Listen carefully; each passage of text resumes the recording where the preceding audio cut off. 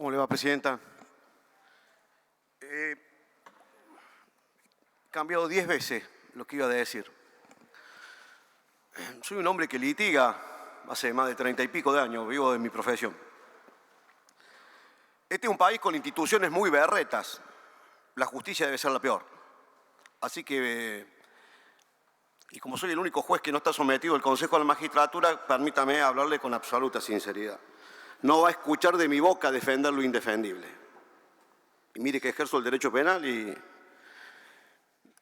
me reconozco un buen abogado. Pero nunca defiendo lo indefendible. Acá he escuchado conceptos de la bancada opositora, en este caso la bancada mayoritaria, que los comparto. ¿Cómo no compartir la designación de miembro de la Corte por decreto? ¿Qué necesidad había? Por supuesto. A mí se me ocurre sentarme a discutir si la Corte tiene que estar, si el presidente de la Corte tiene que ser el presidente del Consejo de la Magistratura. Creo que tiene que estar el representante de la Corte en el Consejo de la Magistratura. El miembro informante, cuando arrancó esta sesión, me parecía que encarrilaba por el lado que tenemos que ir. Y con buen criterio comentaba algunas respuestas que no le puede dar a su hija de 16 años cuando le preguntaba de qué se trata el Consejo de la Magistratura, que algunos creemos que es un tema solamente para eruditos, para abogados. Y esa respuesta que no le podemos dar, la política no le puede dar. Yo no voy a venir a hacer remembranza del injerto europeo en una constitución americana, pero la política tenía una oportunidad porque el constituyente en el 94 le dio una oportunidad a la política para que armara, y la política, y créame que hace 35 años que milito, tengo 58, con lo cual no me va a encontrar a mí ni un vulgar destituyente, no soy un antisistema, pero sí soy de los que dicen las cosas como hay que decirlas, que no me guardo nada y que para no irme lejos y no arruinarle la cena de las gallinas y el zorro al senador preopinante, soy de los que no tiene miedo. Para no tenerle miedo a la justicia, lo que no hay que hacer es cosas para que la justicia te condicione. Para no tenerle miedo a la justicia, lo que hay que hacer es tener jueces independientes, decentes, honestos, probos, no amigos y punteros políticos. Para no tenerle miedo a la justicia y no ponernos de espalda, de rodillas y estar suplicando que por favor no nos avergüencen, no hay que pedirle nada. Nada, presidenta, nunca nada. Simplemente que fallen a derecho. Y de eso se trata.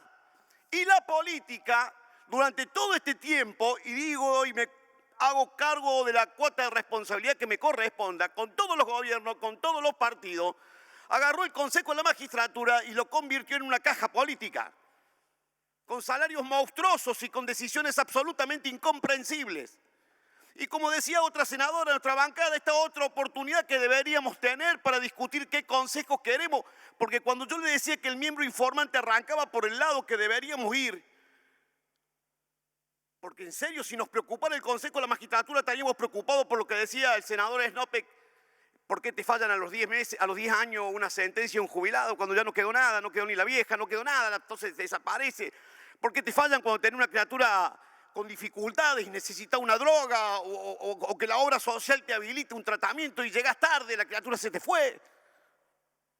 Si ese fuera el objetivo nuestro de estar preocupados para que la justicia esté en ese horizonte, tendríamos que en serio, de una vez por todas, dejarnos de joder con las terribles oportunidades que hemos tenido y que las seguimos desaprovechando como esta, para sentarnos a discutir con el mayor consenso posible qué consejo queremos, para qué queremos un consejo de la magistratura y qué necesidad queremos que ese consejo termine trabajando. El Consejo de la Magistratura ha sido un terrible fracaso con la ley del 2006, cuya autora fue Cristina Kirchner, pero también lo fue con la anterior ley.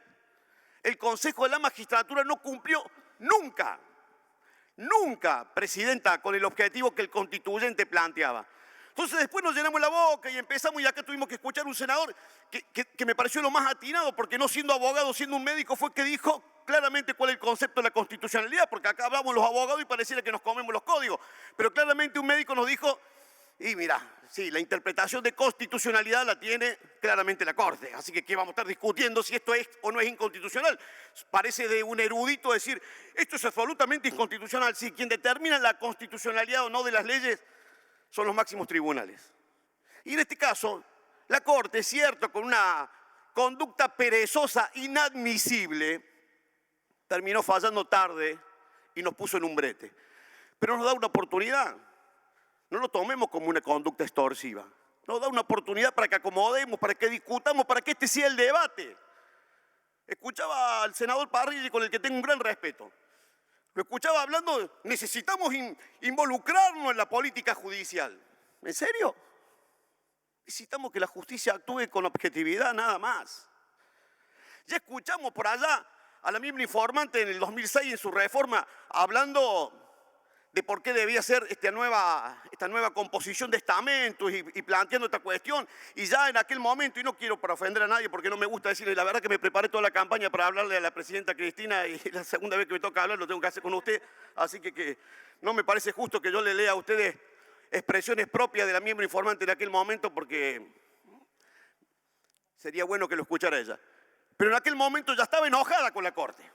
Ya estaba enojada, ya tenía un problema casi visceral con la Corte. En aquel momento, le pido que se remita a las palabras de la miembro informante que fue la actual presidenta de la Cámara de Senadores. ¿Se imagina ahora que el gobierno tiene no menos de 40 cuestiones que esta Corte tiene que resolver?